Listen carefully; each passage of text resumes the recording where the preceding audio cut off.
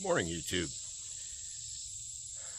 I apologize, I haven't posted anything in a while. Lure shop is back in full swing, and discovered one of the drawbacks to living in a cabin in the woods is it's great, it's peaceful, but if you want to upload content or make a phone call, things get a little bit more interesting. So today I've got 32 lures completed that need tested and tuned. I tuned every single one of them, and picked up a new store in Arkansas, and getting a batch ready to send out their first batch. I'll put all the store locations either on the video or in the description. And I'm always looking for new stores, and they do a little bit better in artsy gift shop type places rather than your traditional tackle stores, but I'm up for anything. And I thought about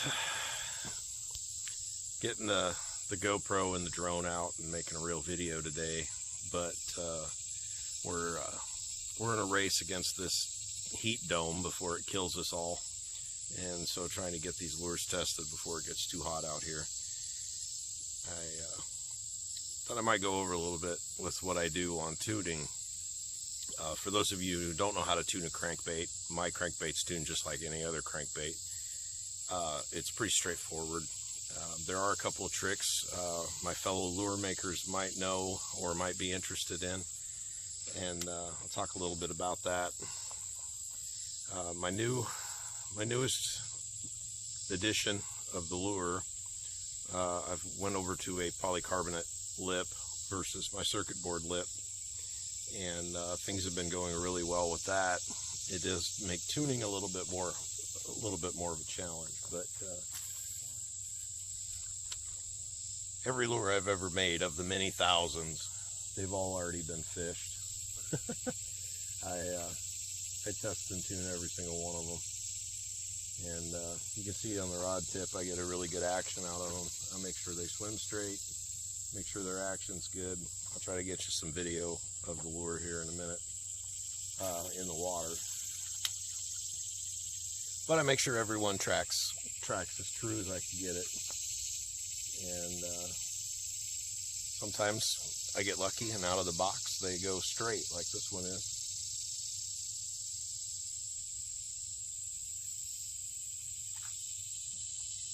But your general, tuning a lure 101. If you're retrieving your lure and it's wandering off to a side, you take the hook eye and you can bend it the opposite direction, and that'll bring the lure back in true. And a lure is really a borderline out of control. The harmonics of the lure have to be even in order for it to track over the length of the cast, but really the lure is running the edge of losing it. You'll see some of them, a way out of tune lure will flip over. You can over crank it and it'll flip over, even come up out of the water, and you don't want that. You want it to maintain its oscillation in a straight fashion, but bend the hook eye in the direction you want it to go. And when I make a new lure, I'll only go so far with that because I don't want you getting a lure and opening up a box and the hook eye is already all like this to compensate for something that was done wrong with the lure in the first place. And you should have a fairly straight hook eye when you get a new lure. That gives you the ability to go either direction, and you will have to adjust them from time to time. A big fish or a snag, or just bang it around in the tackle box, something will get knocked out of whack, and especially if you are trolling with them, you'll really notice it the longer your line's out. Most of my lures are kind of geared towards a pitching application. pitching in a casting. They've got the heft for making a great pitching lure, and so pitching them around cover and that sort of thing, you're not going to notice a little bit of a out of alignment, but trolling you sure will. There's another trick when a lure is new and you've already exhausted as far as you want to go with the hook eye, is you can start to remove material from the lip, from the side, and you can do a little bit of this without it being noticeable on the lure. It is a custom-made lure after all, so they all have a little bit of imperfection to them. But if you got a lure that's really wanting to go one direction or another, you can come in with an emery cloth or a file and take some material off of the side of the lip to get it back into nominal. And you actually work the opposite direction than my brain wants to think. If it wants to go this way, you're going to remove material off of that side, and that'll bring it back in. But it's something to play with. That's more for lure making than lure using. When you get one of my lures, you should never have to worry about that. It better run true. I said it would, so it better.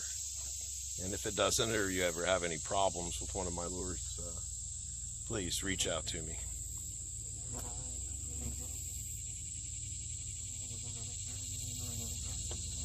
We're up here at Patoka Lake today, up from the farm a little bit. It's about the closest water to the house.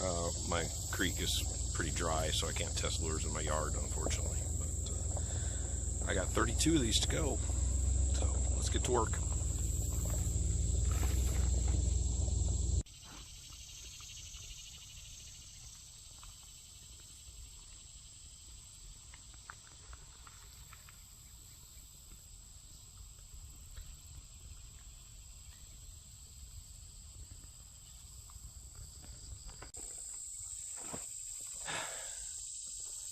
Well, we're about 28 lures into the 31 to test, and drenched in sweat. It's pretty miserable out here. I'm going to take in, we're going to go and look at how a lure should work. This is Patoka Lake water, a little bit green today. We're up one of the arms, and it kind of gets kind of nasty sometimes, but this one's made out of pine from the hill behind my house, and you can see you should get a really good wobble out of one of these. And if you watch the rod tip, you can see it thumping along. This is a medium action rod. They do a really good job bouncing off rocks, and in general, they just work really well. They, like I said, they've got a lot more heft to them than like a balsa wood or a plastic crank wood. And one nice thing about that is if you're pitching around structure, it lets you do a little bit more underhand work with them. They cast real smooth. You're going to fight them a little bit with some lighter tackle, because they do pull hard through the water, and they do have some weight to them. Actually, second cast here, I made a lure for myself for my tackle box. Now, I don't do paint. I don't sell painted lures, but I did have one that I did a little bit of color on, and some wood burning, and wouldn't you know it, second cast I actually caught a fish. So I could spend all day